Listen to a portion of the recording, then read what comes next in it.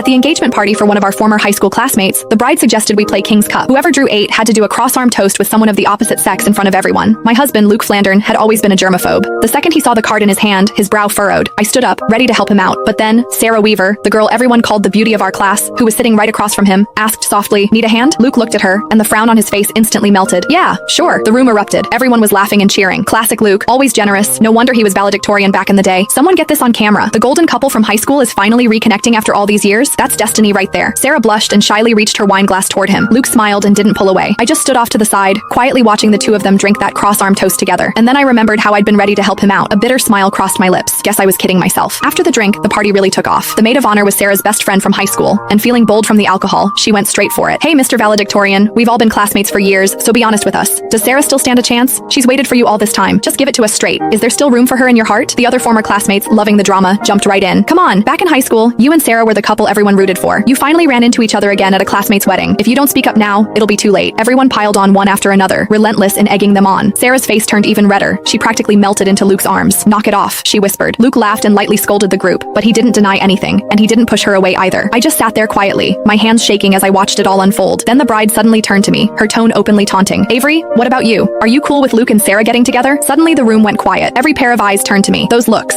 curious, mocking, hungry for a show, yanked me straight back 10 years, to the day Sarah confessed to Luke. I remembered it like it was yesterday. It was a sunny afternoon during gym class. In front of everyone, Sarah laid her heart out to Luke. At the time, Luke was already my boyfriend. Too embarrassed to turn her down directly, he shot me a helpless look. Acting on instinct, I stepped in front of him. "Sarah, Luke doesn't like you. Please stop putting him on the spot." Sarah froze. Her eyes went red, and tears immediately started streaming down her face. Luke's expression shifted too. Without a second thought, he shoved me aside and ran after her. The people around us immediately started whispering, "Avery's out of line, don't you think? What does who Luke likes have to do with her? She's such a busybody. For real, who does she think she is? Just because she sits next to Luke, she acts like she owns him. So gross." I stood there helplessly, trying to explain that I wasn't just his desk mate. I was Luke's girlfriend. But just then, Luke came back to grab some tissues. He heard what I said and stopped in his tracks. "She's joking." He said it to the classmates around us, defining our childhood sweetheart relationship of a year and 8 months with a single sentence. For that entire gym class, I endured the strange looks from everyone around me until I wished the floor would open up and swallow me. That night, I hid in my room and cried by myself when Luke knocked on my door. He apologized, saying he hadn't meant it that day. He just didn't want everyone gossiping about us, so he hadn't admitted we were together. He also said I shouldn't have been so harsh with Sarah. She had cried for a long time afterward, and he couldn't stand seeing her like that. In the end, he gave me a braided bracelet and made me a promise that once we graduated, he would officially tell everyone we were a couple. 10 years later, that braided bracelet was still wrapped around my wrist. I snapped back to the present. The bride was still defending her best friend. "Sarah, don't try to stop me. Back in high school, Avery was always causing problems. If she hadn't gotten in the way, you and Luke would have been together ages ago. You never would have had to wait this long. Avery ruined your happiness. Today, I'm getting to the bottom of this. Avery, answer me. Do you support Luke and Sarah being together or not?" The bride glared at